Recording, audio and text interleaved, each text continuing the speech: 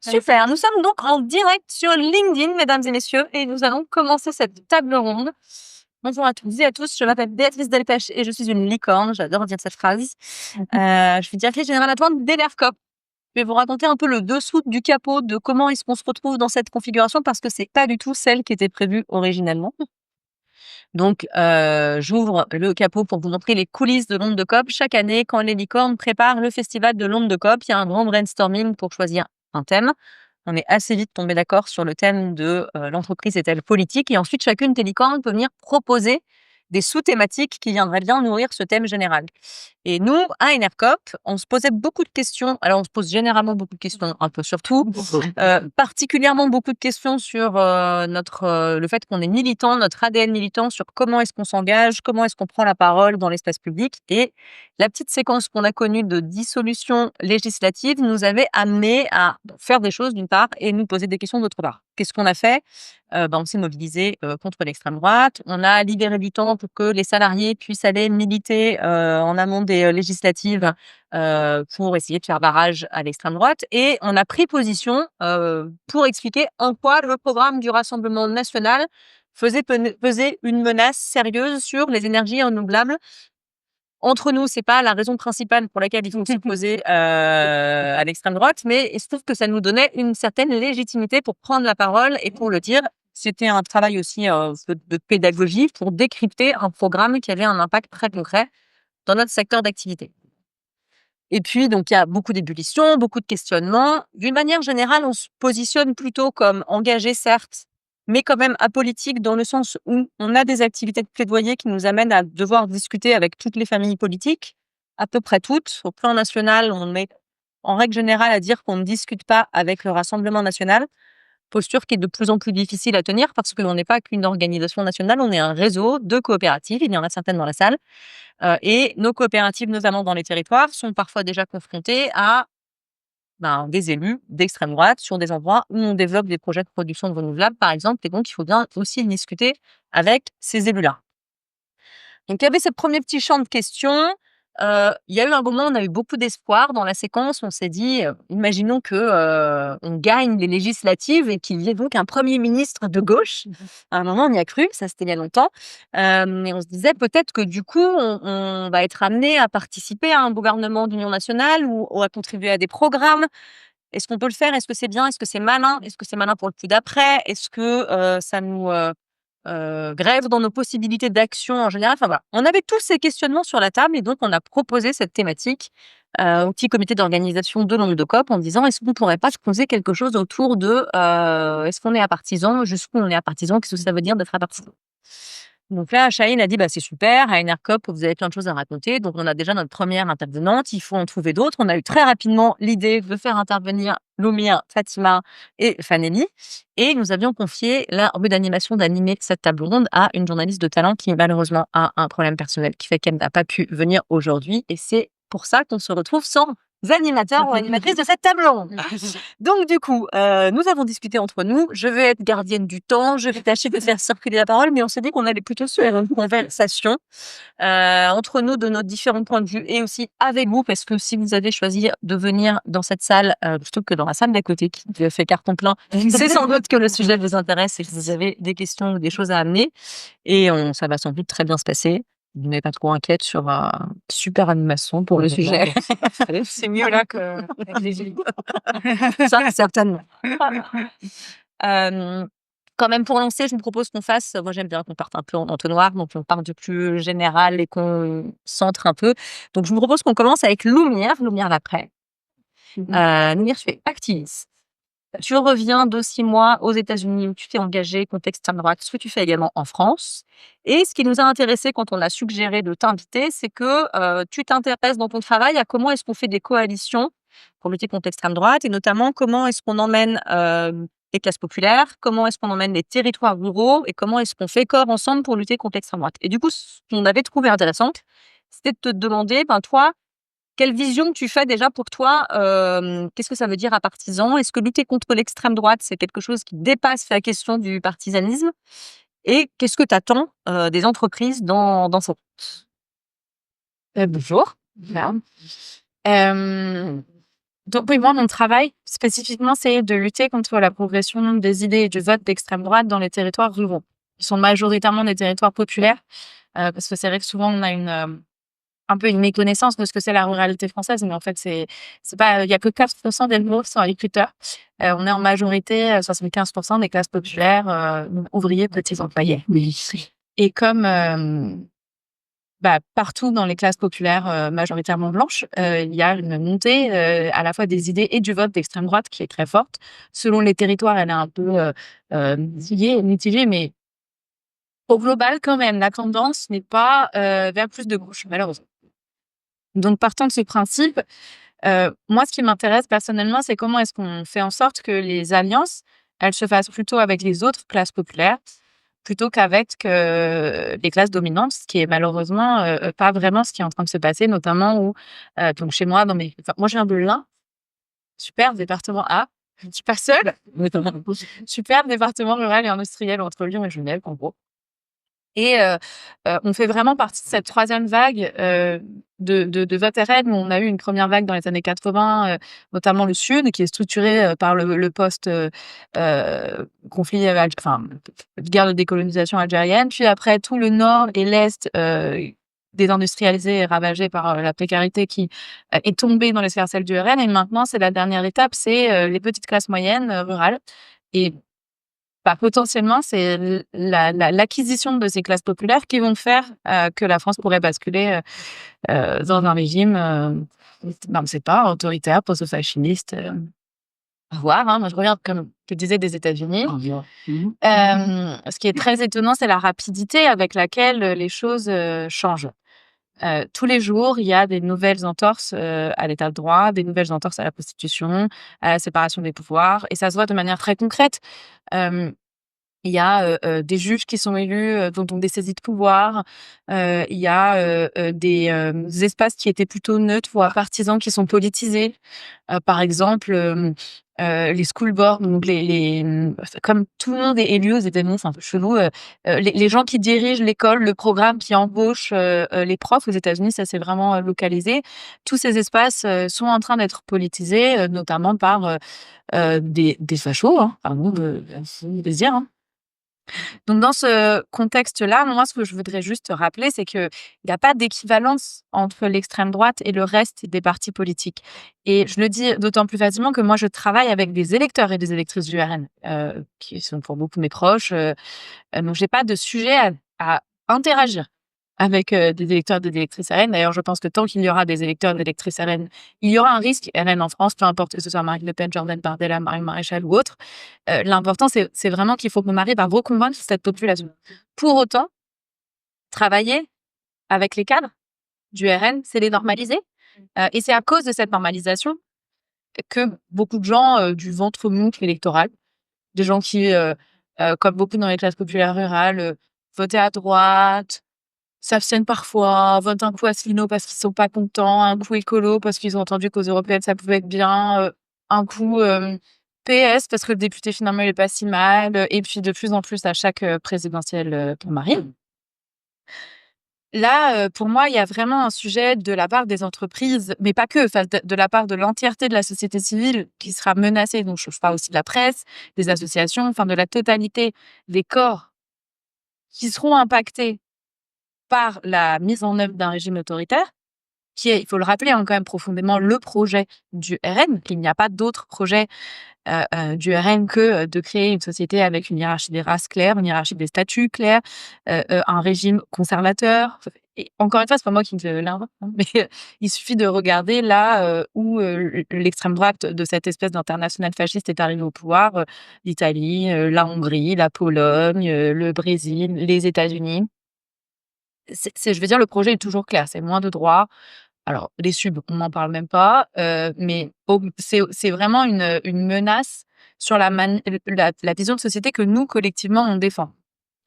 Et c'est là que moi, je pense qu'il est vraiment important, et on parlera sans doute concrètement comment on fait ça, mais de rappeler cette fausse équivalence. Il n'y a pas d'équivalence entre l'extrême droite, le projet d'extrême droite et le fait de pas être d'accord. Moi, je suis de gauche, je suis pas d'accord avec une vision libérale, par exemple. Ça, c'est pas la manière dont moi j'ai envie d'organiser la société.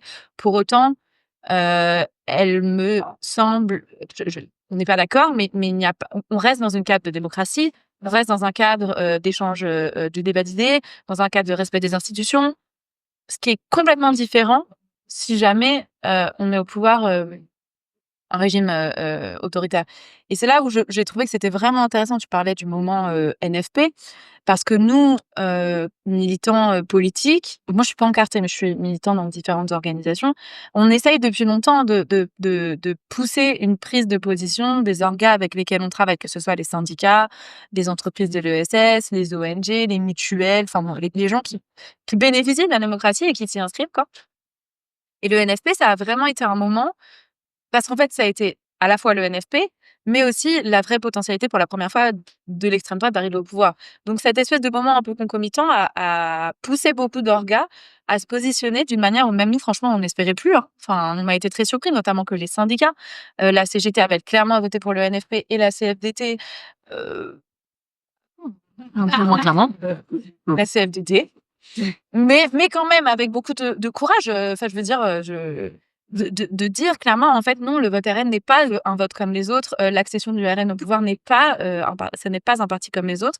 Et moi je pense que, maintenant, la manière dont on doit, interagir les uns entre les autres, c'est comment est-ce qu'on part de ce moment qui, je pense, est profondément fondateur pour nous en tant que collectif, et comment est-ce qu'on avance, est-ce que, et ça m'intéresserait vraiment d'avoir, vos retours, mais comment les adhérents ont vécu? Comment est-ce qu'on fait, pour que le et elles le vivent mieux?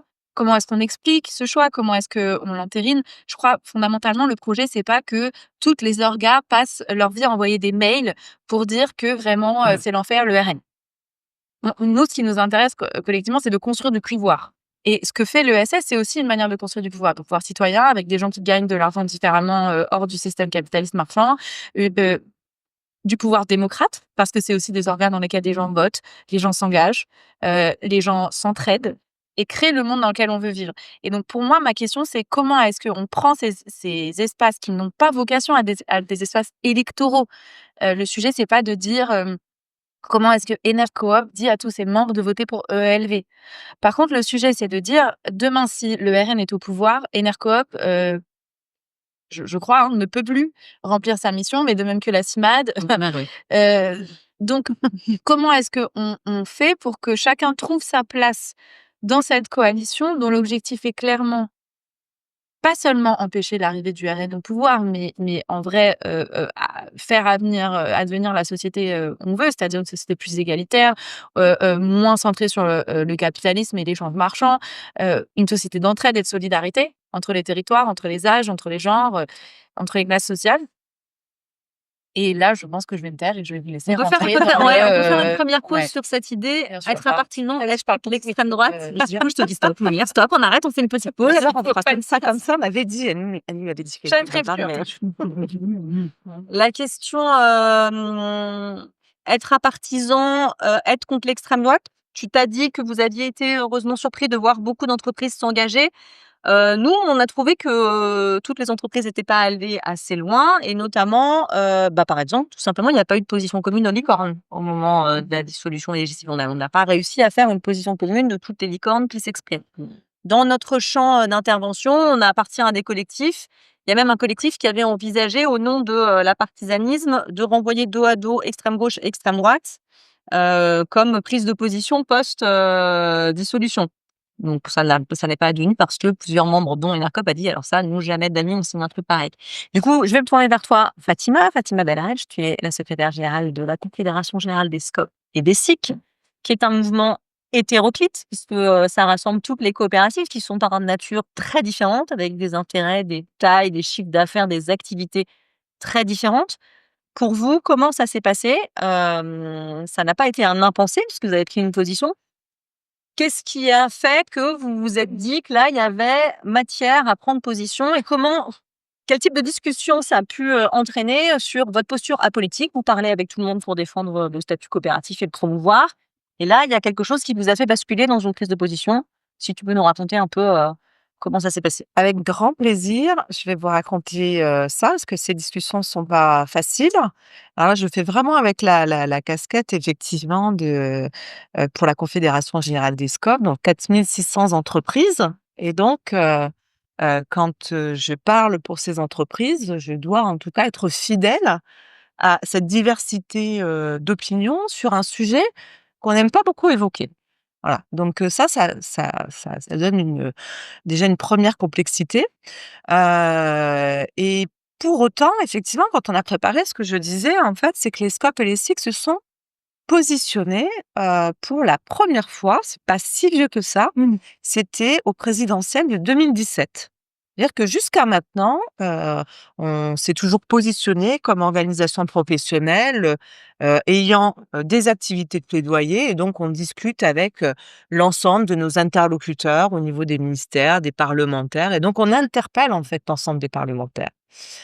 2017 en fait, le mouvement, je dis d'autant plus, j'étais pas encore arrivée, il y a vraiment cette discussion en se disant: «Mais, heu même si, en tout cas la place du RN n'était pas aussi, importante, on est quand même sur des scores, élevés et on a quelques adhérents en fait qui ont porté le sujet en disant: «Mais il faut en fait qu'on se positionne».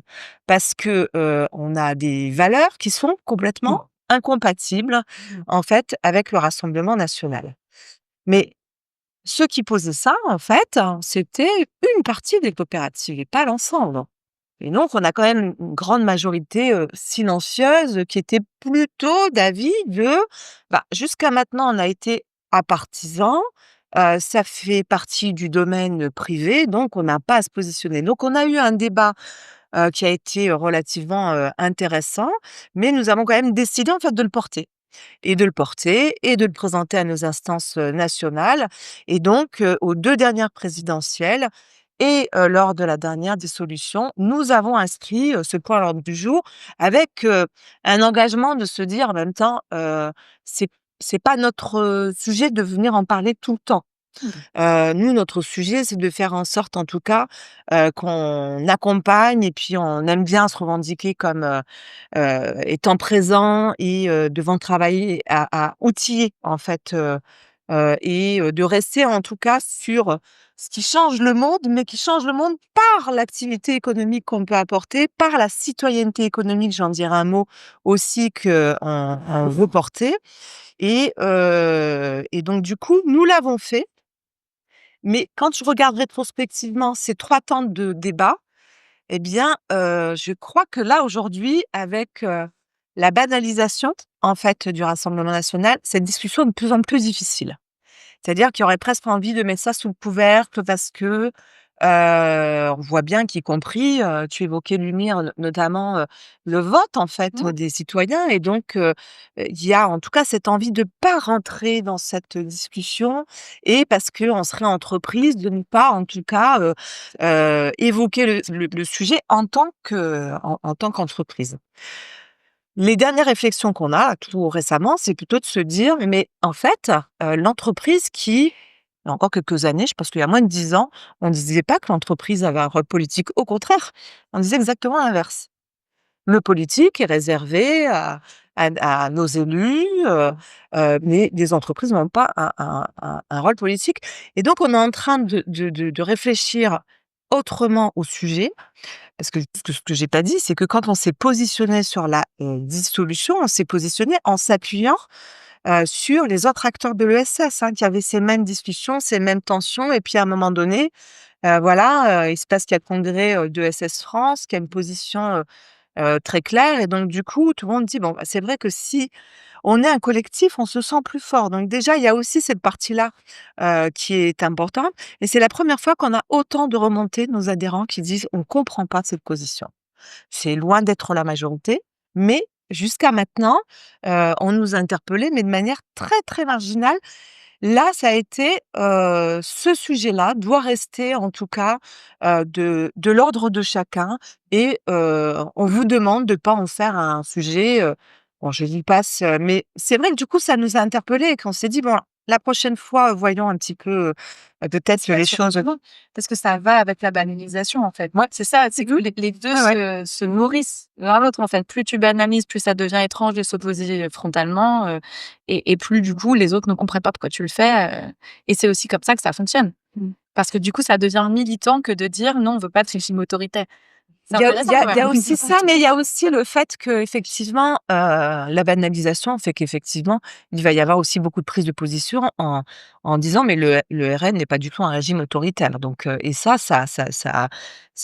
ruisselle et donc Ouais, c'est assez difficile. ça, c'est un Mais sujet je pense qu'en fait, ce qui c'est un sujet à chaque fois, que je dis en fait, l'enjeu c'est comment on embarque pour que ce sujet soit porté collectivement et quand on a une diversité, hein, je l'évoquais, pour moi, ce que je dis, évidemment, chacun a ses opinions, individuellement.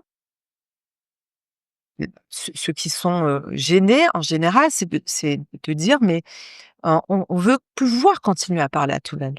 Parce qu'on sait aujourd'hui que les combats que nous avons remportés, on les a remportés avec des interlocuteurs, des parlementaires, où quand on se rend compte, on se dit pas: «Ah tiens, tu es de gauche, tu es de droite» et cetera. On est directement sur notre sujet et j'allais dire peut-être jusqu'à il y a 2 ans, jusqu'aux dernières élections, parlementaires, heu, ce sujet là était moins présent.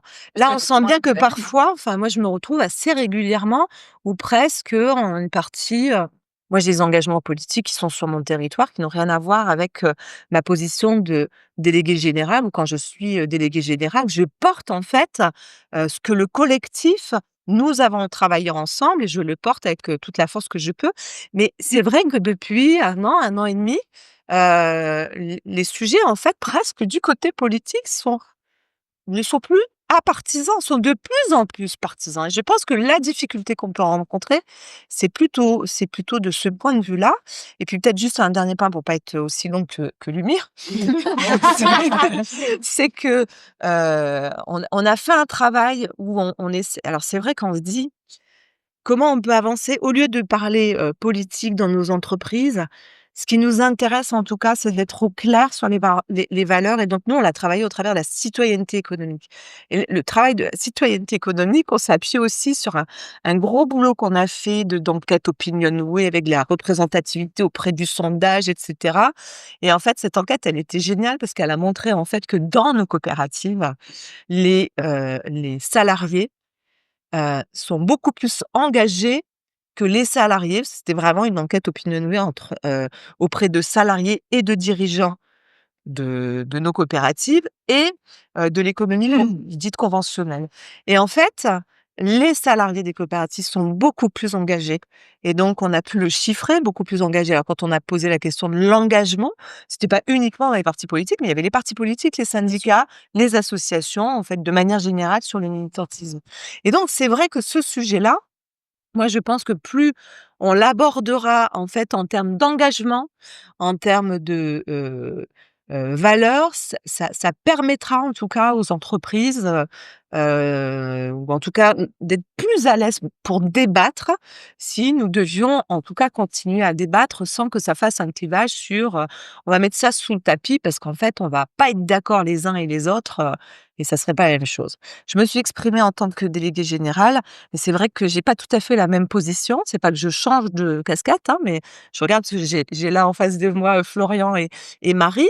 Le sujet, de l'extrême droite, on l'aborde aussi au sein du labo de l'ESS, notamment au travers de travaux, qu'on mène et notre sujet, c'est plutôt, la démocratie et donc la démocratie sous tous ses angles, que ce soit dans l'entreprise, que ce soit, sur les territoires, et pas forcément politiquement, en tout cas de premier abord.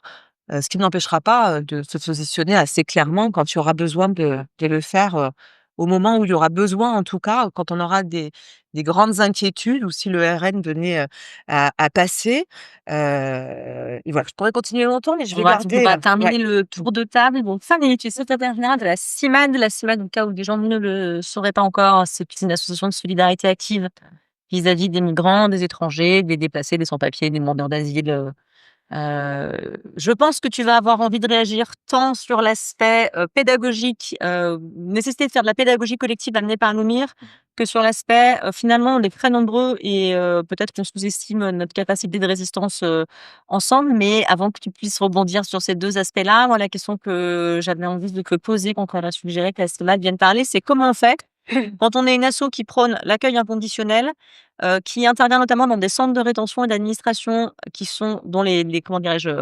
pour vous permettre d'intervenir dans ces centres de rétention et d'administration, vous êtes obligé de passer par des marchés publics. Donc, il y a une forme de un pouvoir important de la puissance publique que vous laissez intervenir ou pas intervenir.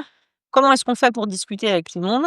Et comment est-ce qu'on fait pour garder sa liberté d'expression, de témoigner de ce qu'on voit, si on a en permanence l'impression que si on tape trop fort sur ce qu'on a vu, on risque de se faire dégager des marchés publics et donc de ne plus avoir de capacité d'intervention? Alors merci Ça fait beaucoup de choses. pour toutes ces questions.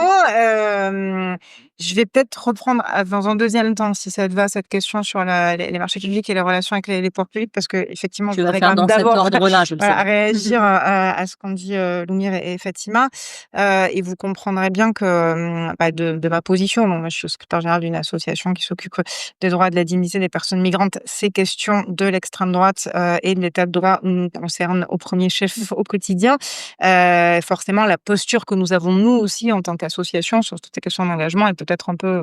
je ne parle pas de la même position, mais je vais réagir sur beaucoup... Enfin, sur un point qui, pour moi, est essentiel, qui est quand même cette question de la banalisation de l'extrême droite. Je pense que c'est le point de départ et on ne peut pas avoir ce débat qu'on a là aujourd'hui à Langue de COP cette année, comme on l'avait même l'année dernière, il y a 2 ans. Enfin, on a un petit sujet de la grenouille dans l'eau bouillante là. Enfin, je pense qu'il faut commencer par se dire ça. Enfin, ce qui est en train de se passer en termes d'accélération au plan politique est quand même très, très, très préoccupant.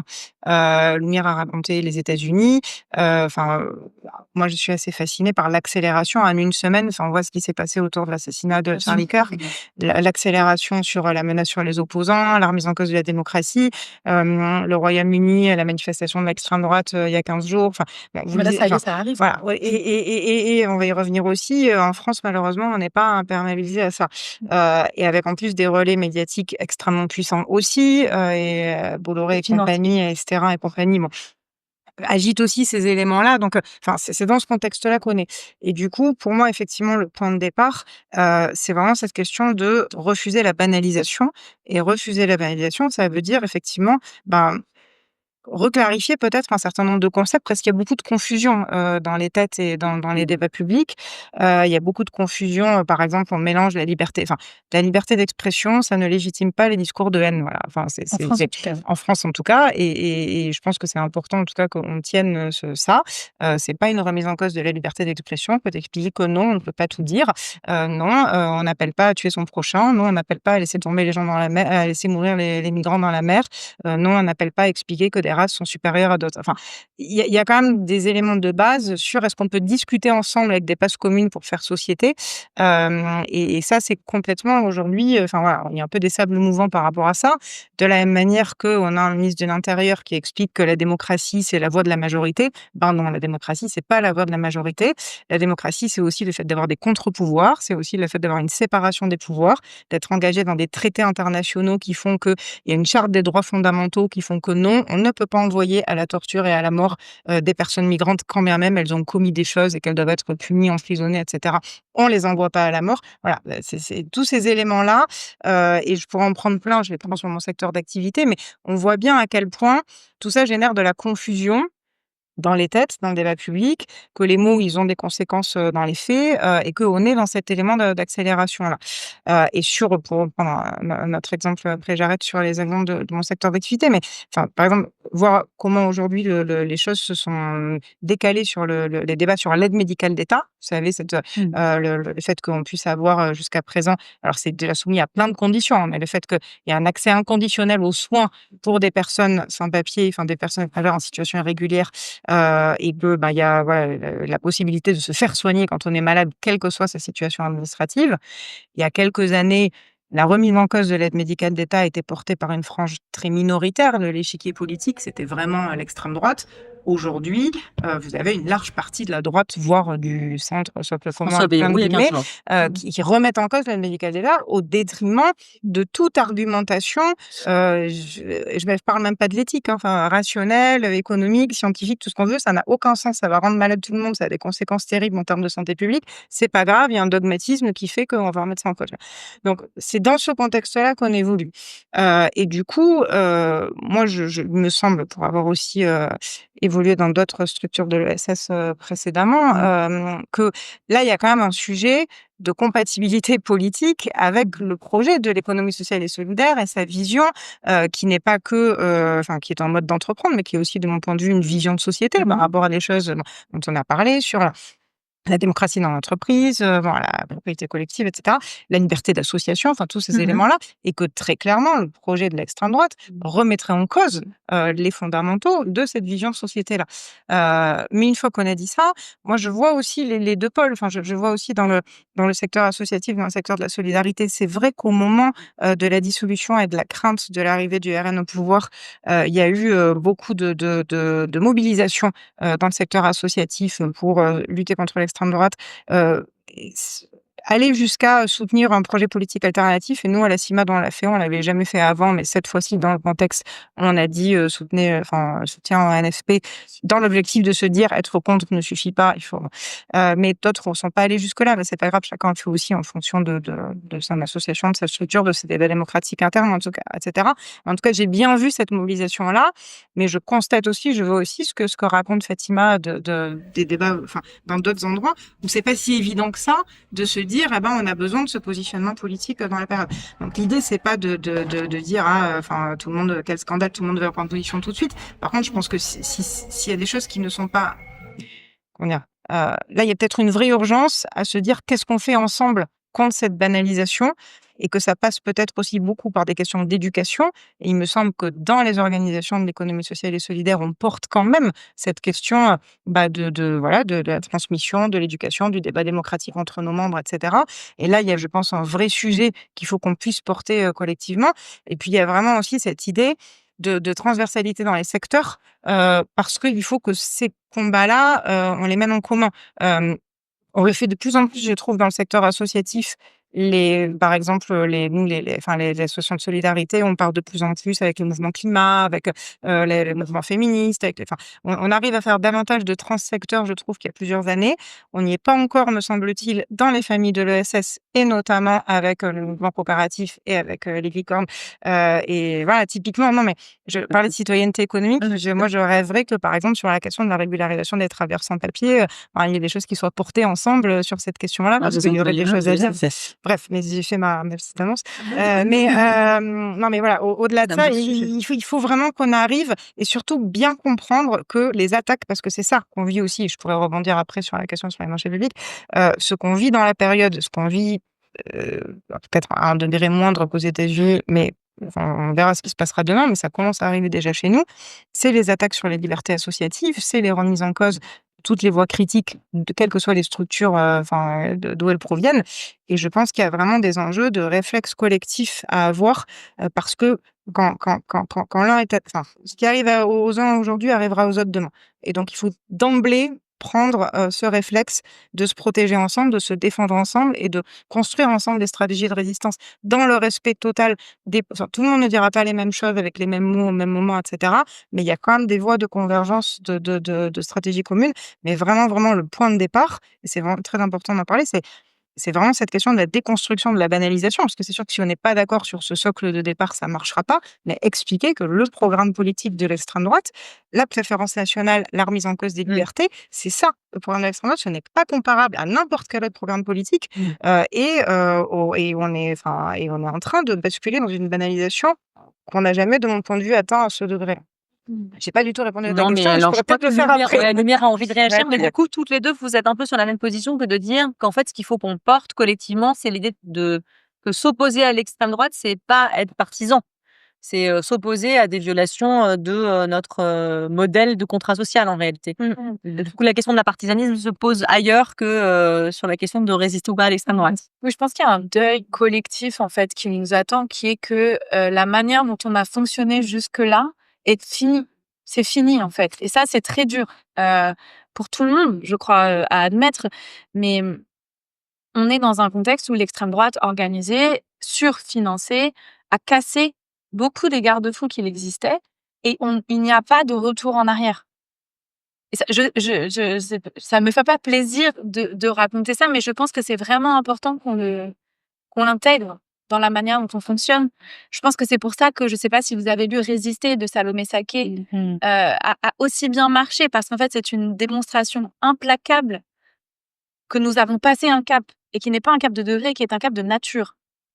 Et que dans ce nouveau cadre, extrêmement polarisé, avec un surfinancement d'idées complètement marginales il y a 10 ans, avec je sais pas comment vous raconter, notamment par exemple aux États-Unis, à quel point les libertés sont piétinées. Par exemple, Donald Trump, il y a quelques jours, a annoncé que maintenant, il allait envisager expulser des citoyens américains, donc créer des apatrides. C'est illégal. Le droit international l'interdit, mais ça n'est plus un problème. Enfin, je veux dire, c'est ça le monde dans lequel on est. Mettre en prison des opposants politiques. Là, on est sur un régime qui ressemble à celui de la Chine, de la Russie. On n'est plus du tout sur des républicains chrétiens un peu zinzin qui veulent interdire l'avortement. Non, mais c'est déjà un ça. problème. Non, mais bien évidemment. Mais là, on est vraiment sur une criminalisation du fait de ne pas être d'accord. Et ça, je pense que c'est vraiment important qu'on se le dise, parce que je pense que tant qu'on n'a pas collectivement atteint cette conclusion, bien sûr que c'est compliqué d'avoir ces conversations, parce que, en fait, c'est comme si on les avait avant en disant est-ce que tu es de gauche, est-ce que tu es de droite, et on a l'impression que c'est cette conversation qu'on est en train d'avoir. Or, c'est pas cette conversation qu'on est en train d'avoir, en effet. C'est est-ce que tu veux continuer à vivre dans une démocratie ou non? Et c'est là où je pense que les questions que l'ESS et l'entreprise se posent sont assez similaires finalement à celles que les syndicats se posent. Par exemple, si vous en parlez à la CGT vous se dit bah, nous, on devait emmerder, parce que de toute évidence, on n'est pas aligné avec le projet du RN. Par contre, on a un tiers de nos membres qui sont électeurs et électrices RN. Donc, qu'est-ce qu'on fait? Est-ce qu'on dit on vous tège si jamais vous êtes électeur RN ou pas? Et eux, ils ont adopté une position qui, je trouve intéressante, qui est de dire on s'oppose clairement au projet. Pour autant, ça ne remet pas en question l'appartenance à la CGT, parce que nous, on croit qu'il ne faut pas attendre que les gens soient parfaits pour qu'ils viennent avec nous. Par contre, il y a un engagement à l'éducation une fois que les gens sont dans la structure. Et pour moi, c'est là où ça se joue, qui est que, en fait, je pense qu'il faut assez clairement qu'on se dise que personne ne va venir nous sauver. Là, collectivement, c'est nous. Voilà. Donc, en fait, on va se sauver collectivement à l'endroit où on est. Et pour faire ça, par contre, ça suggère qu'on assume, et c'est là où je reviens sur mon histoire de deuil, c'est qu'en fait, on va plus pouvoir fonctionner comme avant. Et je pense que ce nouveau fonctionnement, il suggère une éducation collective et assez permanente à pas forcément le RN, etc., mais à ce que c'est le projet d'extrême droite. Par exemple, moi, je trouverais intéressant que des entreprises qui travaillent de près ou de loin sur de l'ESS, parce qu'on n'attend pas grand-chose des multinationales, mais qui travaillent sur l'alimentation, sur la santé, fassent un récap de la loi du plomb. En fait, la loi du plomb, c'est un très bon exemple. La totalité, donc l'extrême droite, la droite et le bloc central a voté pour, et le reste a voté contre. Bah ça, pour moi, c'est une très bonne opportunité de dire, alors voilà, est-ce qu'on veut collectivement vivre, et les Français et les Françaises le disent, dans un monde où on est en meilleure santé, ça, c'est pas pour rien qu'il y a eu 2 millions de signatures sur cette pétition. Enfin, je veux dire, on est largement d'accord sur le modèle dans lequel on veut vivre, au moins sur ce sujet. Et ben voilà les votes qui sont adossés à ça. Mais ça, ça peut être fait de manière moins polarisante, je pense, que de dire à une élection, on va voter pour ça. Et c'est pour ça que je pense que ce qui nous attend, c'est une longue bataille de repolitisation de certains espaces, qui ne veut pas forcément dire de manière partisane vote pour X, vote pour Y, mais qui veut dire, en fait, on ne peut plus faire comme si aujourd'hui on vivait hors du monde partisan, parce que la politique ne crée pas juste, comme c'est le cas normalement en démocratie, un cadre dans lequel on s'arrange entre nous.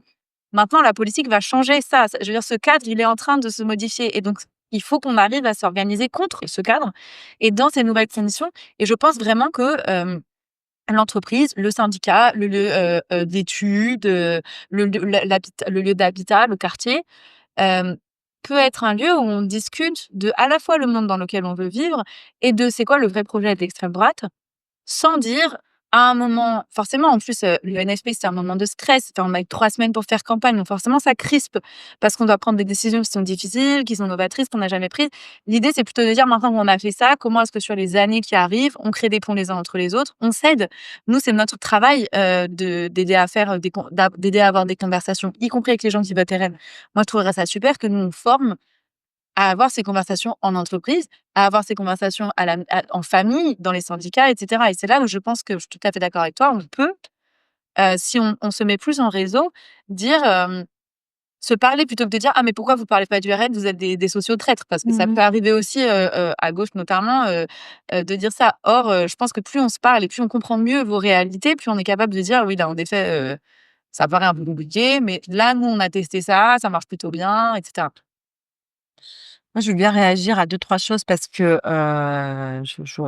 vraiment avec ma casquette de réseau d'entreprise, je crois que les discussions qu'on a là, en fait, elles sont lunaires, en fait, dans le monde économique et que la réalité auquel on est confronté, il y a vraiment un grand je sais pas comment expliquer, tu vois, je déclic et je me dis, en fait, c'est jamais comme ça, en fait, que les sujets sont abordés. Donc nous, j'allais dire de manière assez, simpliste, on va dire, moi, quand je porte les intérêts, des SCOP et des SIC, je discute et au contraire, plus je vais réussir à discuter avec l'ensemble des groupes parlementaires. Alors, on a fait un choix de ne pas s'adresser au groupe RN pour les raisons que j'ai évoquées tout à l'heure, pour des raisons de valeurs, sur lesquelles on a été, voilà, on trouve qu'il y a une contradiction totale pour des raisons d'humanisme, de féminisme, et cetera. Ça, on l'a écrit, donc ça permet d'être, au clair. Mais par contre, si je ne discute pas avec l'ensemble des parlementaires et d'ailleurs, en termes de plaidoyer, je ne sais pas si Linda est là, mais quand on travaille, nous, notre objectif aujourd'hui, parce que globalement, tous les partis de gauche portent en fait nos voilà. Bon, j'ai pas plus avancé quand on a eu ça, parce que la réalité, c'est qu'aujourd'hui, avec l'échiquier politique, il y a rien qui passe. Voilà. Donc si je ne discute pas, ni avec Renaissance, ni avec le MoDem, Parce que je viens. ni avec, LR, non mais du coup, je dis, en fait, du coup, le côté apartisan est quelque chose qui est complètement acquis, il y a pas de en fait, on n'a pas cette discussion-là. Bon, de temps en temps, avec les adhérents, je discute avec le on arrive assez facilement à le comprendre. En fait, moi, je pense qu'aujourd'hui, le sujet, il est surtout que, jusqu'à maintenant, on se l'évoquait tout à l'heure un p sans vous l'avoir partagé, c'est que, le monde de l'entreprise se revendique comme un monde apolitique. Sauf que c'est faux aujourd'hui. C'est-à-dire qu'effectivement, le monde de l'entreprise, jusqu'à il y a 10 ans, était un monde apolitique.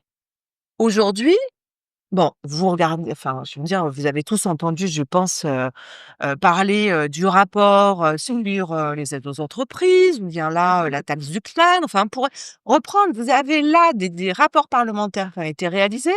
Les premiers qui donnent, alors leur opinion, c'est normal, c'est leur boulot et cetera, mais qui vont beaucoup plus loin. C'est-à-dire qu'ils ont un portage politique sur comment l'État devrait faire et même d'ailleurs aujourd'hui, on se dit que parmi les potentiels candidats, on pourrait avoir des chefs d'entreprise.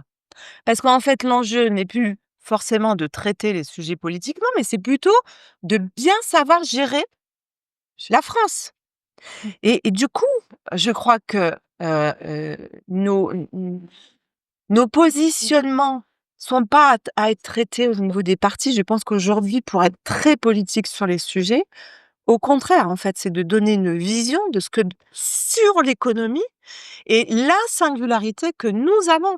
Et en fait, je crois que et je mets vraiment l'ESS, je pense que ce sera une discussion que nous aurons au labo avec, c'est que c'est quand on est entre convaincus là, on peut parler ensemble, il y a pas de problème, on va se convaincre, mais en fait, on est en train de se resserrer entre nous et de se convaincre nous-mêmes.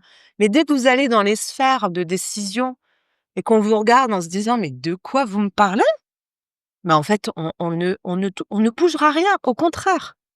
On n'outillera même pas, je parle des entreprises, mais y compris les citoyens sur ce qui les préoccupe. Et donc l'enjeu enfin, en tout cas, sur ce qu'on essaye, nous, de pousser, c'est cette singularité. Et cette singularité, elle est pas si facile à porter quand, dans l'ESS, on a aussi cette hétérogénéité. Heu, dans les discussions que nous avons, dans l'ESS, notamment quand il y a eu, quand il y a eu la dissolution, ça n'a pas été si simple, en fait, de prendre la décision parce que, on pouvait avoir, le monde des grandes entreprises qui ont peur aussi d'être déstabilisées. Ça sera la même question, tu répondras certainement tout à l'heure sur les marchés publics. Mais, quand, en fait, il y a la crainte, qu'une position pourrait avoir un impact négatif sur son économie, il faut pas croire que l'ESS se dit: «Ben, c'est pas mon sujet, je serai jamais pénalisé». La preuve, les banques, les mutuelles qui font partie de l'économie sociale, hein. C'est là qu'il faut avoir les discussions. C'est là qu'il faut qu'on ait les discussions de fond. Alors je sais qu'elles sont pas toujours évidentes, hein, je peux vous dire que de temps en temps, je rame, je pense notamment, à COPFR, qui est le monde de toutes les familles coopératives avec, les petites coopératives, j'allais dire presque bon, moi je me retrouve là en famille, c'est presque plus facile là. Mais je vois bien que c'est pas c'est vraiment travailler sur le fond pour pouvoir, ce que tu évoquais, construire le socle collectif incontournable qui est en fait notre singularité. Notre singularité, on la retrouve en fait au travers des piliers que représente l'ESS. Quand nous sommes des sociétés de personnes, qu'on soit associatifs, mutuelles, et cetera. Il y a ces principes-là en fait qu'on oublie un petit peu. Si on met que l'économie devant, demain on aura effectivement un chef d'entreprise qui gérera l'entreprise. On l'a un petit peu eu, hein, quand même ces dernières années, parce qu'on a quand même fait quand même beaucoup de leçons sur comment il fallait gérer, la France et on a 1 000 milliards de dettes supplémentaires. Donc du coup, je pense qu'il faut rester enfin en tout cas, la manière dont, je dis «nous» parce que on là aujourd'hui, il y a un sujet qui est extrêmement intéressant, c'est l'effort à la dette. L'effort à la dette, il y a quelques voix qui commencent à partir de l'ESS un peu trop, un petit peu trop, confidentielles. Mais aujourd'hui, en fait, l'effort, c'est l'heure, en fait, des grands choix collectifs. Et pour des grands choix collectifs, il faut partager ensemble quel est l'effort qu'on est prêt à faire. Non pas pour avoir, mais pour rendre. Pour faire en sorte qu'on sorte de l'impasse. Je crois qu'aujourd'hui, y compris les Françaises et les Français ont compris que l'endettement, il ne va pas se résoudre tout seul.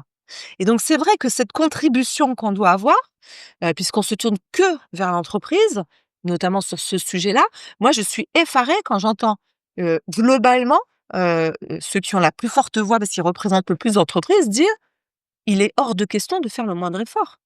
En fait, on se distinguera parce qu'on dira quelles sont nos contributions et comment nous allons contribuer. Et moi, c'est vrai que le travail que j'essaye de construire là, aujourd'hui, auprès des SCOP et des SIC, c'est de dire: «Bah non, on va pas se battre pour le bout de gras, et cetera». En fait, il va falloir qu'on se batte là pour se dire que notre voix doit se faire entendre parce que nous allons être contributeurs pour une société plus juste. Et c'est vrai que c'est des points qui sont pas faciles parce qu'on est obligé de les presque théoriser pour redécliner en termes d'action ce qu'on est en capacité de donner, en tout cas, pour un mieux vivre ensemble. Mais dans le mieux vivre ensemble, n'oublions pas la dimension, économique. Parce que la dimension économique, c'est l'emploi et aujourd'hui, en fait, bon, je pense qu'il a échappé à personne que le sujet, central pour, beaucoup, c'est le pouvoir d'achat. Je pense que Fanny, elle a envie de réagir à plusieurs éléments de ce que j'ai dit.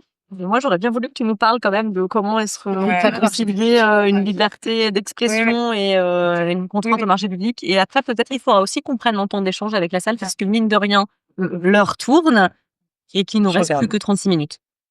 Alors, peut-être du coup deux choses.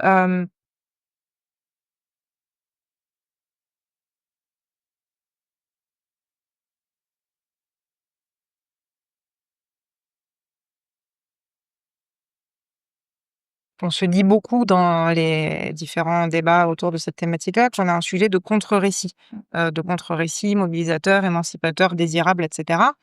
Et c'est là où moi je me dis que en fait, enfin le pont avec, l'ESS et nos modèles, il est assez évident et en fait, je pense on l'investit peut-être pas assez. Mais, et donc enfin alors, heu, par ailleurs, enfin voilà, l'ESS, tout le monde ne le dit pas comme ça, mais c'est quand même, enfin en tout cas moi je le pose comme un sujet de modèle alternatif au capitalisme. Enfin c'est quand même ça, on va pas le prononcer, on l'a pas dit dans ces termes-là, mais c'est comme ça aussi le sujet. Donc ça Ici, on peut permet le quand dire. même, voilà, d'avancer, aussi des éléments de désirabilité par rapport à la transition écologique, par rapport à la création d'emplois, enfin toute la campagne que vous aviez fait sur la démocratie d'entreprise. Enfin, on a beaucoup de choses à dire et c'est vrai que je trouve, enfin, je me dis: «Mince, si c'est dans le moment où on aurait le plus besoin de faire entendre notre projet politique alternatif, on s'inhibe pour», enfin, là, il y a un truc qui va pas. Donc en fait, il faut peut-être aussi qu'on qu'on ne sous-estime pas notre capacité à produire aussi quelque chose d'alternatif, du rapport de force, d'autres récits, d'autres choses à raconter, d'autres modèles à montrer. Et je pense que voilà, et on a partout dans nos différents réseaux plein de choses à mettre en avant aussi, parce qu'il ne s'agit pas d'être simplement contre, mais aussi cet enjeu d'alternative. Voilà. Ça, c'est mon premier point. Mon deuxième point, c'est qu'il n'en demeure pas moins que, effectivement, on a, nous, dans les associations et également, je pense, dans l'entreprise, cette question de comment est-ce qu'on assure aussi notre survie, notre subsistance économique, en lien avec les pouvoirs publics qui, avec des sujets aussi de dépendance de certains de nos modèles économiques par rapport à ces questions-là. Donc ça, et comment on traite ça? Comment on traite ça? Et alors, je pense que tout le monde a des stratégies, parce que, OK, on dit, on a nos principes, on va les défendre, mais après, effectivement, tout le monde se dit: «OK, mais bon, si on a plus de sous et qu'on met les clés sous la porte, il se passe quoi?» Ouais, faut penser, enfin, Ah ouais? aussi, parce que je pense que ça fait Vraiment, partie notre des porte, ce sont discussions les qu'on plus a les uns et les autres. Donc, chacun a sa stratégie. Moi, je peux vous dire un peu comment nous, on appréhende ça, effectivement, au niveau de la CIMAD. Alors, mais il y a plusieurs aspects. Bon, d'abord, on essaie aussi de développer un modèle, qui fait que,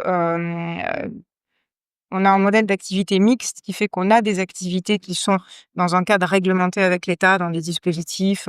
Je vais reparler des marchés publics sur la rétention, mais ça peut aussi être la gestion de dispositifs d'hébergement dans des cadres réglementés avec l'État. On a ça pour partie, mais on a aussi fait le choix de développer un modèle avec un certain nombre d'activités, notamment portées par nos bénévoles, qui sont des modèles complètement indépendants et autonomes des pouvoirs publics, des réglementations et des logiques de financement qui vont avec. Et dans notre réflexion sur notre modèle économique, évidemment, la question de la diversification des financements est un enjeu pour nous. Et donc, le fait de ne pas être dépendant uniquement de fonds publics, mais de pouvoir aller chercher des fonds privés, des dons, des fonds de fondation et de mécénat d'entreprise. Et là, on fait aussi le lien entre le soutien de l'ESS entre les différents secteurs, parce qu'on a besoin de s'aider entre nous pour sortir aussi de ces éléments de dépendance au pouvoir public. Voilà. Donc, il y a cette réflexion-là. Après, il y a aussi le sujet de dire, bon, aujourd'hui, on n'a pas un gouvernement d'extrême droite au pouvoir. Il emprunte des fois certaines de ses idées ou de ses propos, mais c'est pas un gouvernement d'extrême droite. Si on l'avait demain, les choses seraient peut-être un peu différentes. Mais en tout cas, aujourd'hui, nous, on a fait le choix de ne pas, on défend pas le désengagement de l'État, et on continue à se battre pour que l'État et les pouvoirs publics investissent et soutiennent les acteurs associatifs. Ça peut être pareil sur un certain nombre de dispositifs publics d'aide aux entreprises, à fortiori aux entreprises coopératives. On a besoin de continuer à porter ce discours-là. Par exemple, la question de la subvention, qui est un élément essentiel pour le modèle associatif, parce que la subvention permet d'être sur des partenariats, enfin pas d'être sur quelque chose de descendant, mais sur des partenariats de projets. Bon, tous ces enjeux de sécurisation de la subvention sont importants, et donc je pense qu'il faut qu'on puisse continuer à porter ce discours sur les relations au pouvoir public, y compris dans des cadres financiers qui ne sont pas nécessairement des cadres de relations purement verticales. Et après, il y a la question qui est encore plus un peu différente de dans quelle mesure est-ce qu'on contribue dans des dispositifs particuliers avec les pouvoirs publics à des dimensions d'opérationnalité des politiques publiques. Et nous, CIMAD, on a un débat particulier là-dessus, qui est donc celui des marchés publics, donc les centres de rétention administrative, les CRA, qui sont en fait des lieux d'enfermement pour personnes en situation irrégulière avant qu'on les expulse. On en entend beaucoup parler dans le débat public. L'État signe un marché public avec des associations pour qu'elles interviennent pour faire la défense des droits des personnes étrangères dans ces CRA, dans le cadre d'un marché. Bon, nous, CIMAD, on s'est beaucoup posé la question de savoir, est-ce qu'il fallait qu'on continue à intervenir dans ce cadre-là? C'est-à-dire, dans quelle mesure est-ce qu'en fait, on cautionne finalement une politique, mais dans quelle mesure est-ce que, quand même, en étant à l'intérieur, ça nous permet d'avoir une place et un accès et de faire quand même des choses essentielles qui ne seraient pas faites si des associations n'étaient pas là pour la défense des personnes étrangères. Jusqu'à aujourd'hui, on a fait le choix de tenir cette position un peu d'équilibre, qui est de dire, OK, on intervient dans le cadre du marché public, donc on a des salariés qui sont dans les CRA pour faire de l'accès aux droits aux personnes toute la journée.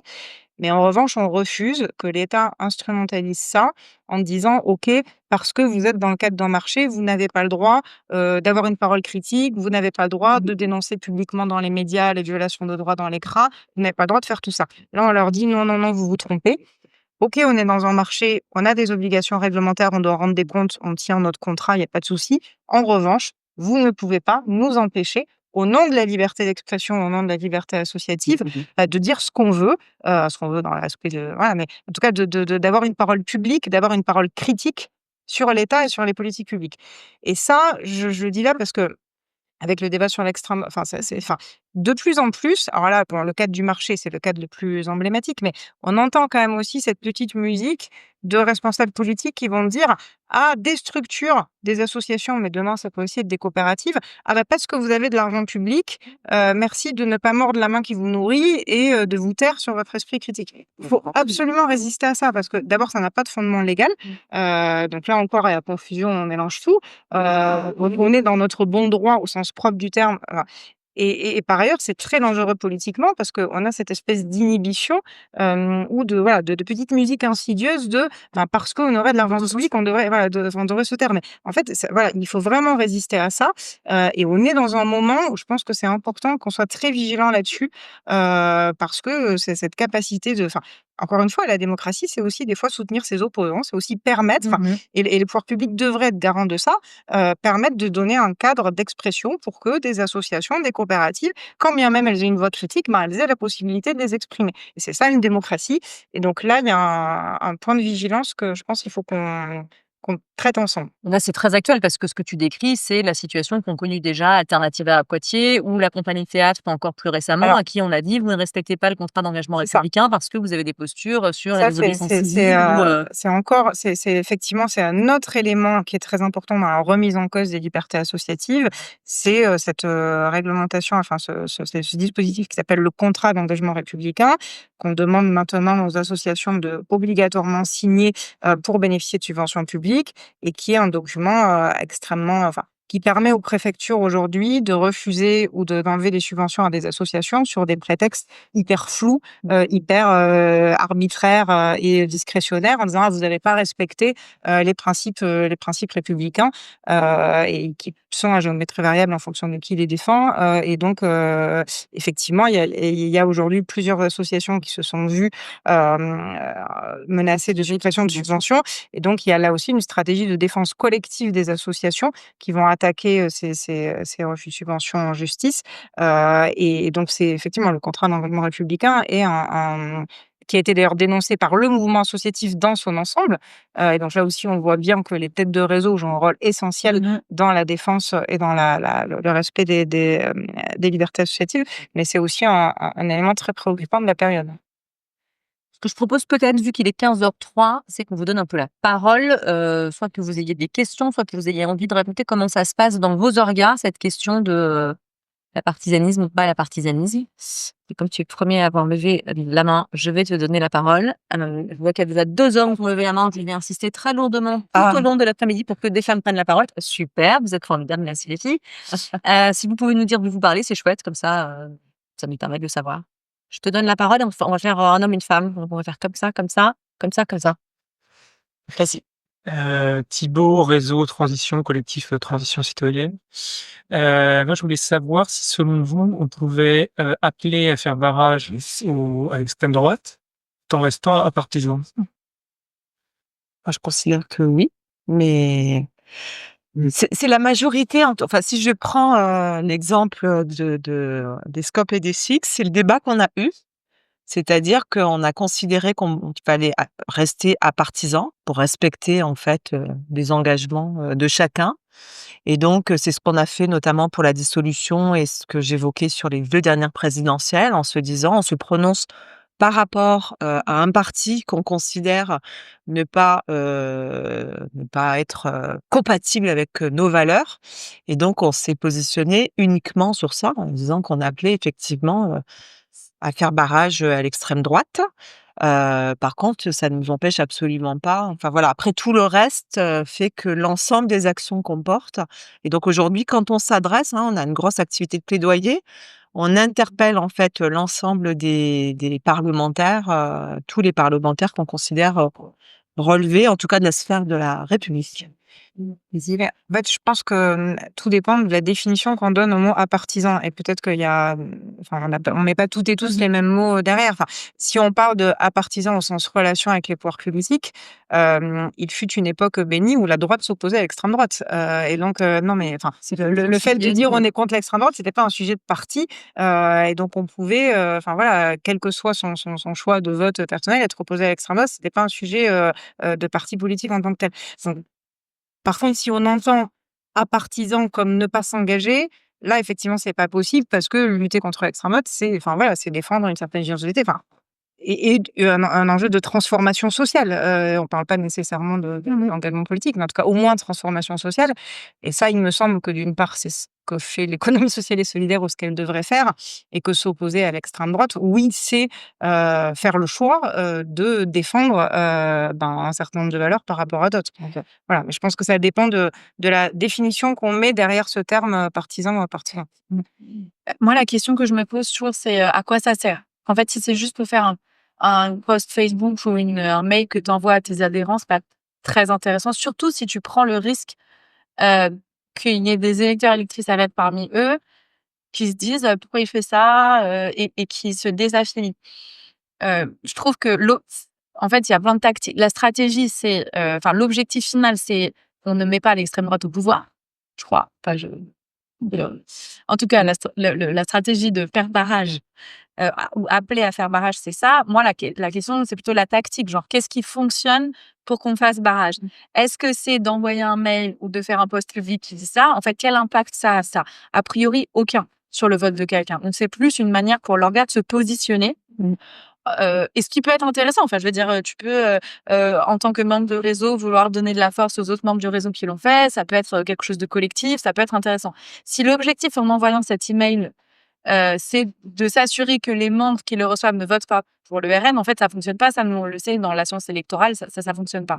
Par contre, ce qui fonctionne, c'est des conversations, ce qu'on appelle des conversations intentionnelles, mais en tout cas, c'est des conversations sur le long terme avec des gens qui sont à risque de glissement vers le RN, par des proches ou des gens qui les aiment et qui partagent un intérêt avec eux sur la base de valeurs. Ça peut être les valeurs partagées par l'organe, mais typiquement, il me semble, sur le long terme, et si l'objectif, c'est de faire en sorte que les membres ne votent pas, que c'est plus intéressant d'avoir comme tactique une vague de fonds, de formation, où tous les membres des collectifs sont pris dans une logique de formation, de politisation, d'éducation populaire, où en fait, on s'assure qu'ils ne voteront jamais pour l'extrême droite. Et c'est pas parce qu'on leur a envoyé un mail qu'ils ne veulent pas le faire, c'est parce qu'en fait, ils ont été politisés par leur appartenance à cette structure et ils ont compris qu'en fait, on ne pouvait pas voter pour le RN et faire partie de cette structure.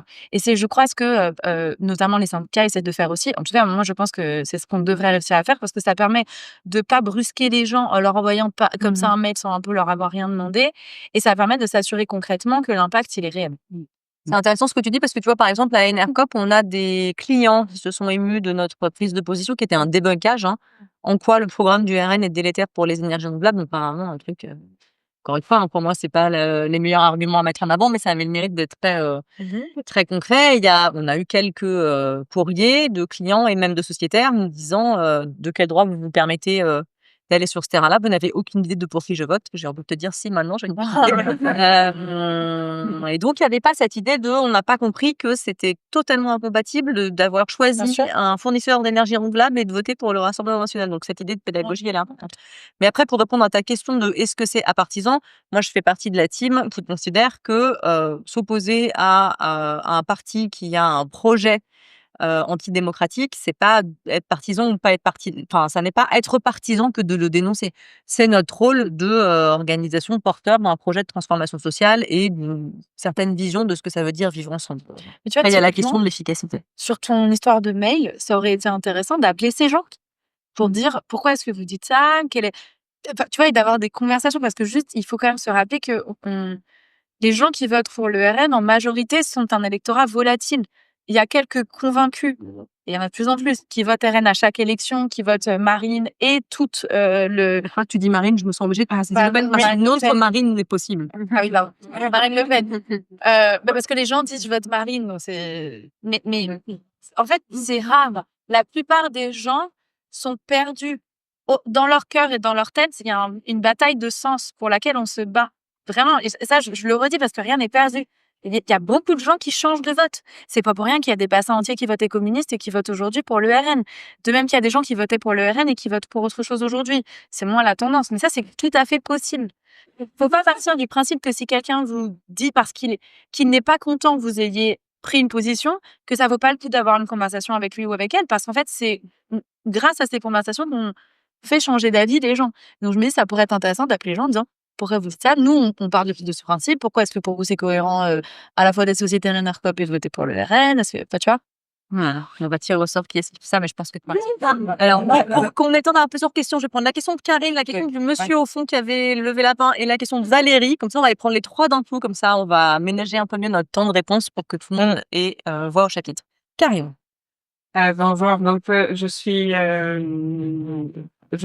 à la fois personne de l'ONLAB et NARSCOP dans la Nouvelle-Aquitaine et facilitatrice d'un tiers-lieu qui, en ruralité, essaye de cultiver l'émancipation citoyenne. Moi, je suis née au rural depuis 3 ans. On est allé sciemment dans un territoire difficile, beaucoup de chauvinage, vieillissement, tous les stigmates de pauvreté. Et c'est assez saisissant alors, les maires en ruralité sont pas politisés. C'est des gens de la société civile. Et là, on rentre dans la période des élections municipales, c'est assez flagrant de dire, en fait, il n'y a pas la question de la liste citoyenne parce que c'est de fait des listes citoyennes. Mais par contre, ce que je trouve séduisant, c'est la capacité des gens à se mobiliser contre quelque chose. Et jamais tout. Voilà.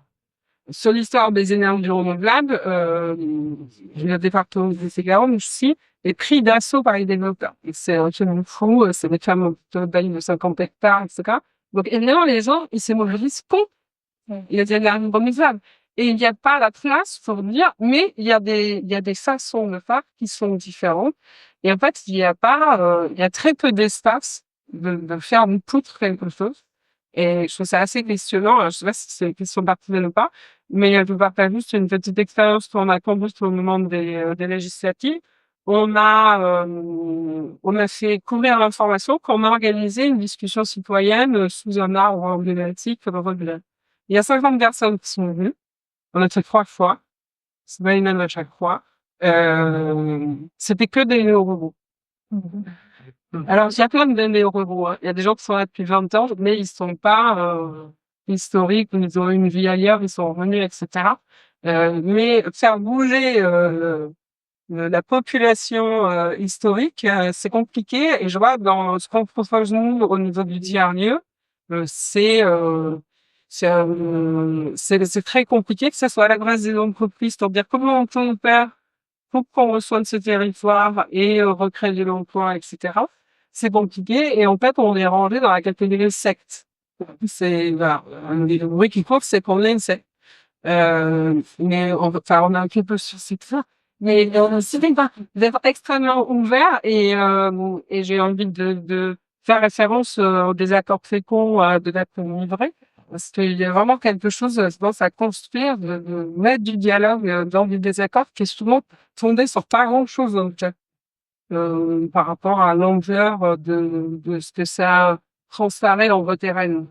C'est les gens, en fait, ils ont parfois les valeurs du RN, hein. Ils sont juste contre les urbains, on peut dire, enfin, un peu généraliste, contre les ENR, et les députés RN font des réunions publiques, mais ils expliquent qu'ils vont protéger les gens des énergies renouvelables. Il y a des panneaux qui sont dans le pays.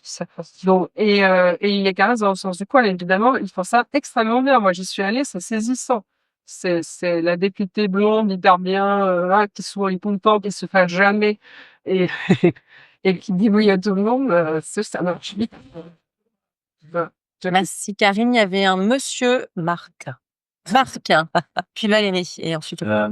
Je me je précise une société coopérative d'intérêt collectif de 500 salariés qui connaît tout fait d'adapter. D'abord, merci pour partager c'était vraiment intéressant d'avoir confié l'avènement même, mais c'est pas comme dire la banalisation, puisque moment quoi les derniers sondages, ça c'est 40%. Une intention de vote. S'il y avait un premier tour de législative, un peu moins, bon, on est toujours c'était dans tes ils ont vraiment peut-être en tête qu'on là. Mais je vais revenir sur le débat. Comment transposer, parce que je partage avec sur la place publique, effectivement, de tenir un peu pour les soins qu'a tenu et aussi à des parce que cette femme, cette place, je vais comment le transposer dans une entreprise. J'ai aujourd'hui, on a une centaine d'opérateurs, de salariés, d'associations. Il y a 10 ans, j'aurais pu combattre pour le Front National, dire ce que l'on pensait. Ça n'est pas du tout. Aujourd'hui, si je comment je développe mon entreprise, il faut le hasard. Et la question, est-ce que c'est mon rôle? Parce qu'effectivement, tout à fait d'accord, hein, je me dis, il faut, moi, je m'appelle comme on veut, mais c'est des catastrophes, on voit, d'avoir comme perspective d'événement, d'avoir un peu parti, totalitaire, dans un civil, comment faire, on sera d'une entreprise, comment composer, je pense sur la phase publique, je n'ai pas de souci, moi, je vais dire, comment on va, et je sais pertinemment dans l'entreprise, j'ai au moins 30% des salariés qui, Ce serait surprenant que bon. Merci, on va faire un dernier tour, enfin, la dernière question. Valérie. Valérie Moustarin, moi j'ai fait il y a 6 ans un cours de l'église, c'est réalisé une nuit.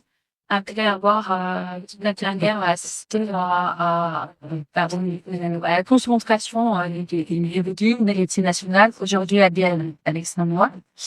Et aujourd'hui, j'ai, sans dire son nom, de politiser des entreprises ou des structures. Je présente jamais comme ça. Parce que il y a vraiment un gros malentendu de parler des partis politiques et de parler de politique. Politique, c'est notre quotidien, c'est ce qu'on mange, on s'égale, c'est on l'aime, on élève ses enfants, et ça intéresse tout le monde potentiellement. Et si on s'en aime pas, c'est là qu'on va vraiment se faire avoir. C'est la politique qui s'occupe de pas, c'est plutôt que de politique, c'est parce qu'il y a zéro scrupule et même une nécessité vitale à parler de ça au sein de nos structures et à en parler concrètement. Bon, ça va être Béatrice qui parle d'énergie, quand on parle d'énergie, on parle de démocratie, qui se chauffe, c'est quoi les factures, qui paie comme ça, comment dépenser les infos, la taxe man, Sachon. On a vu que quand il y a une bonne appropriation à la fois des citoyens, du momentum et de la connaissance en fait de la pratique législative au sein de nos institutions, comment on peut s'en mêler localement au niveau de l'Europe et au niveau national, c'est pas si compliqué, ça se vulgarise. Voilà, il y a un enjeu majeur, enfin, à mon sens, le fait qui fera qui peut tenir tête et bifurquer, c'est un ensemble d'entreprises qui se croient de l'ESS avec des associations, mais aussi des PME, aussi des artisans, des commerçants, qui là commencent à se dire que le néolibéralisme et les intérêts d'une poignée de multinationales liées à l'extrême droite, c'est ravageur pour l'économie. Et ça fait rien tout, et commerce dans les petites villes et dans les zones libérales faut fermer. Et là, il y a quelque chose à y se pointer et à faire vivre cette démocratie en associant les salariés. Et ça, moi, je suis vraiment témoin. Dans ma campagne, il y a plein de choses qui se passent, de renaissance comme ça, de débat. On parle pas forcément du AN, on parle du périmètre, on parle des solutions au sein des structures en tant que salarié. On fasse aussi bifurquer, pivoter, questionner les modèles d'affaires et redonner du sens. Et en fait, en tant que salarié, on est mieux placé questionner ça et faire remonter et transformer les DG de vos structures et des PME en les super héros qui regardisent après ces patrons multinationaux qui sont dans l'impunité, qui commencent vraiment, ça fait vendre, il n'y a pas dans le bac citoyen. Donc, voilà, je suis, vraiment, pour aller dans le sens, c'est on regarde les femmes, politisants et environ, si c'est d'accord, en dehors des partis et sans aborder ça. Après, qu'à un moment du vote, on dise là, très clairement, quel est le projet de société qu'on a discuté au sein de nos entreprises, dans nos territoires. Alors, il est bien que ça correspond pas à ça.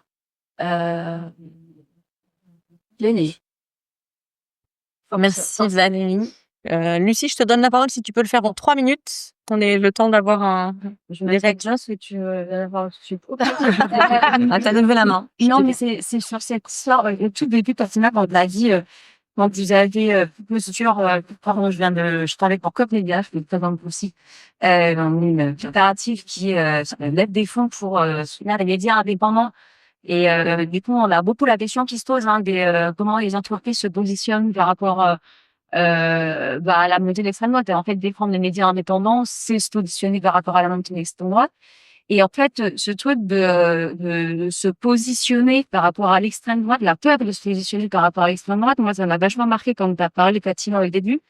Peut-être qu'il y a beaucoup d'adhérents qui nous ont dit pourquoi vous allez sur ce terrain-là, ça doit rester à l'échelle individuelle.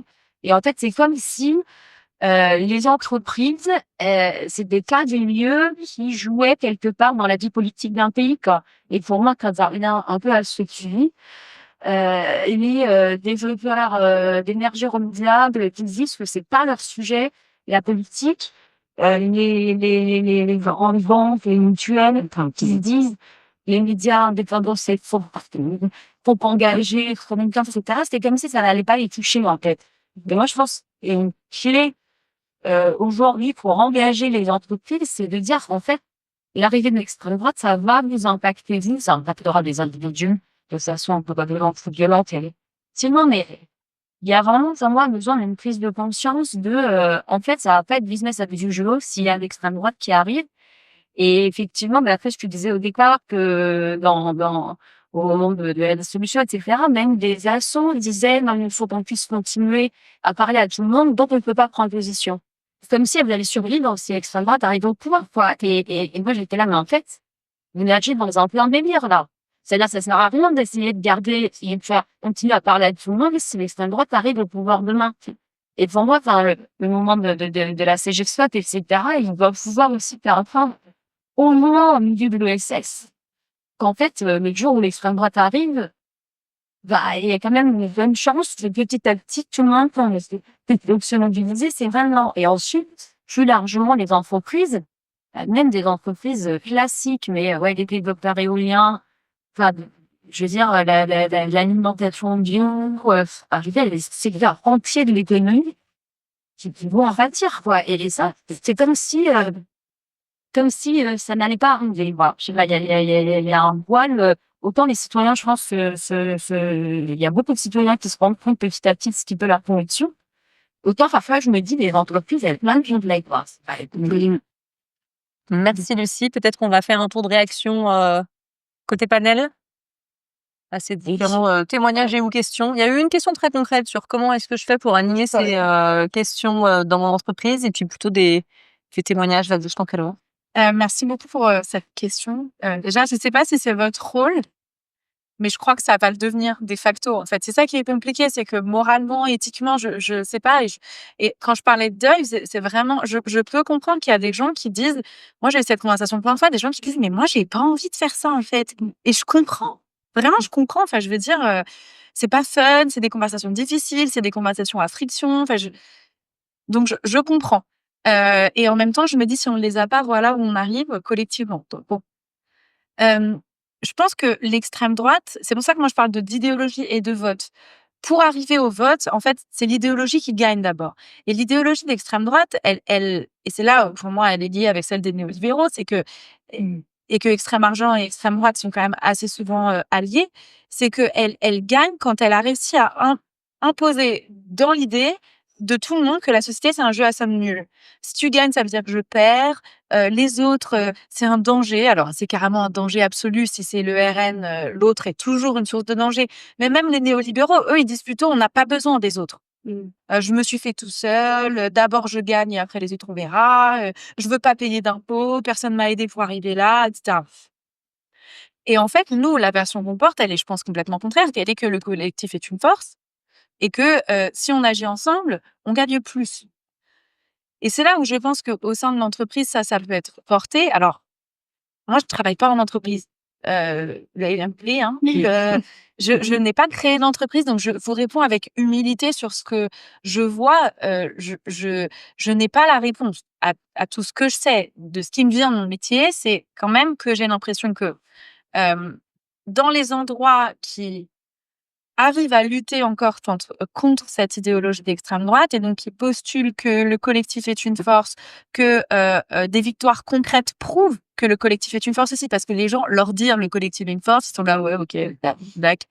Alors que montrer que quand on met les ressources en commun, on en a plus, que quand on se serre les coudes, on va mieux, etc. Ça, je pense que ça peut être fait au niveau de l'entreprise. Et ça peut être démontré. Mais par contre, et c'est là que je reboucle sur la première question, parce que c'est votre rôle, je pense qu'on est dans un moment où maintenant on doit politiser ce qu'on fait. Même sans forcément changer les choses qu'on fait. Mais vous voyez, typiquement, quand j'étais aux États-Unis, j'ai eu beaucoup de conversations sur, eux, ils appellent ça mutual aid. Donc en gros, comme ils n'ont pas d'État, quand il y a un problème, c'est les gens qui s'aident entre eux. Donc par exemple, je suis dans un lieu où il y a eu des inondations, l'État, il n'a rien fait. Hein. Il a dit, déjà, Trump avait supprimé FEMA, le truc qui lutte contre qui file des ronds en cas de catastrophe naturelle 3 jours avant, donc super. Et donc, c'est les voisins qui se sont aidés, etc. Ce que j'ai trouvé super intéressant, c'est que nous, on fait ça, le secours populaire, le secours 4, mais en fait, on ne le politise pas. On donne aux gens les trucs, ils partent, ils signent un papier, ils s'en vont. Or, eux, ils disent, en fait, attends, on va discuter autour de ça. On va dire, pourquoi tu travailles et t'as pas à manger? C'est quoi ce monde, en fait? Enfin bref, donc je pense qu'il y a un enjeu à peut-être faire les mêmes choses, mais avoir un discours autour de ce qu'on fait qui le politise. Et peut-être que ça, c'est moins engageant que de carrément avoir des meetings où on lit collectivement le capital, quoi. Même si il n'a pas pris une ride. Et voilà. Et je pense que voilà, ces conversations, pour moi, en fait, ça fonctionne. On sait, la science électorale nous dit la seule chose qui fait changer d'avis une personne qui vote pas pour la faire voter ou qui vote pour quelque chose et la faire voter pour autre chose, c'est une conversation avec un proche qui passe par de l'écoute, de l'empathie et qui arrive à la conclusion que, en fait, on a un intérêt commun et là, tu votes contre ton propre intérêt, c'est un peu bon. Il reste, je pense, 3 minutes. On se fait 1 minute et demie chacun, donc je vais faire ultra rapide. En fait, je pense qu'il faut vraiment qu'on se dise que cette bulle extraordinaire de cet après-midi n'est pas la grande réalité, y compris, là, je le dis, Lucie, tu me dis la CGScope. En fait, la réalité, c'est que la CGScope, rien qu'à ce niveau-là, c'est bien le reflet, en fait, de la diversité dont on voilà. Et tu vas retrouver ce que tu évoquais sur les mutuelles, etc. Et donc, en fait, l'enjeu, mais je réponds à Marc en même temps, l'enjeu, c'est comment on arrive à avoir ces discussions. En fait, elles sont pas faciles. Le plus simple, c'est de ne pas organiser les débats. Moi, on me demande ça tous les jours. Tous les jours. Tous les jours, on me dit ouais, mais là, fais gaffe, nana, etc. Tu vois, je me bats, etc. Et c'est fou parce qu'il y a ceux qui ont envie de participer au débat, ils sont hyper moteurs. Ils attendent, et ils ont plein de choses à dire, etc. Mais l'enjeu, c'est d'embarquer. C'est d'embarquer. Et donc, Marc, t'es dans la merde. Parce que la réalité, mais oui, et la réalité, c'est que dans les boîtes, vraiment, le côté très individualiste qu'on a, je veux dire, entre les fake news, etc., c'est que les gens se font beaucoup plus facilement embarquer sur des trucs ultra simplistes. Et nous, on a besoin de les embarquer avec du fond. Et dès qu'on rentre dans le fond, il faut prendre du temps. Voilà, c'est ça. Donc, il faut pas lâcher. Il faut essayer de le faire de plein de manières différentes et surtout viser là où il y a la décision. Ouais, je m'arrête là. Merci Fatima. Fanny, tu veux... Non, mais c'est sûr que le choix de l'antidémagogie, de la complexité et de l'explication des termes, c'est pas le choix de la facilité. Et donc c'est sûr que défendre, nos projets sont plus difficiles à défendre que les projets simplistes de l'extrême droite. Et donc voilà, je rejoins le fait que c'est pas facile. Après, je rejoins aussi le fait que je pense que comme Lumière le dit, en fait, ça va s'imposer. On va pas avoir trop le choix très longtemps parce qu'en fait, ces sujets-là, ils s'imposent à nous dans le quotidien. Moi, je rebondis sur ce que tu disais, Fatima, sur les entreprises font pas de politique, mais en fait, il y en a plein qui font de la politique. Total Energy fait de la politique, Bolloré fait de la politique. Et ils font de la politique à impact. Et donc, du coup, peut-être qu'effectivement, il faut voilà, et sans faire. Oui, et puis tout le monde en ce moment, tout le monde lit Johann Chapoutot, l'accession de Hitler au pouvoir en Allemagne. C'était pas que la population, c'est aussi à un moment donné les élites économiques. Alors, il faut pas faire attention à pas faire de comparaison historique, toutes choses égales par ailleurs, etc. Mais malgré tout, la question des élites économiques dans les choix politiques, elle joue aussi. Donc voilà, on sait tout ça. Voilà. Donc une fois qu'on a dit tout ça, ça. Je redis ce que je peux dire aussi moi de ma position de responsable associative, c'est que vraiment je pense que ces enjeux de mise en réseau sont hyper importants, y compris pour pouvoir faire des témoignages les uns les autres pour aider peut-être à faire vivre ces débats dans différentes structures, parce que des fois ça peut aussi être intéressant d'entendre des secteurs d'activité sur d'autres expériences pour alimenter ces débats. Et puis pas non plus s'inhiber sur le rapport de force collectif qu'on est en capacité de mener. Enfin, on n'arrête pas de dire que l'économie sociale et solidaire, c'est un poids économique, c'est des salariés, c'est du monde, c'est des personnes, c'est des bénévoles, c'est etc. Ben, à un moment donné, ils ont aussi, enfin, y compris la puissance publique, elle a aussi besoin de nous aujourd'hui. Hein. Enfin, c'est les associations pour mettre en œuvre les politiques sociales, c'est évident. Les coopératives et l'industrie, enfin, et le secteur aussi industriel pour créer de l'emploi, c'est évident aussi. Et donc, à un moment donné, voilà, le côté alors c'est plus facile à dire qu'à faire, hein, mais pas nécessairement avoir peur. Oui, évidemment, je pense qu'on va rentrer aussi dans des moments où on va risquer des choses en termes de sanctions, en termes de et cetera. Enfin, on est déjà dans ce truc-là, mais on doit aussi être en capacité de pas sous-estimer notre force collective, et je me dis que là, on l'a toujours dit dans l'ESS, mais peut-être que c'est encore plus le moment que d'habitude de le dire et de s'en servir. Merci beaucoup. Merci de m'avoir